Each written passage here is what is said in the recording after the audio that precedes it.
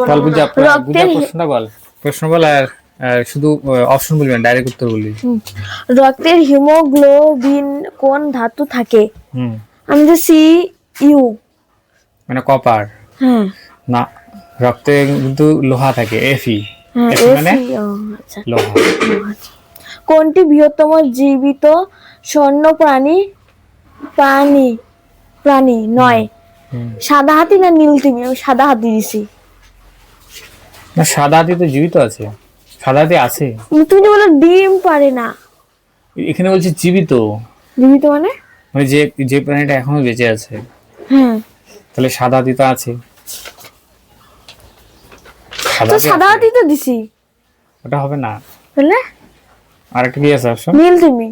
নীল তিমি। তিনটি প্রাথমিক রং হলো নীল, সবুজ এবং লাল, নাকি লাল, সবুজ এবং নীল হলুদ? নীল, সবুজ এবং লাল। কারেক্ট। তো তুই একই চাইবে। তারপরে স্যার আর তো নাই, তিনটেই। হ্যাঁ।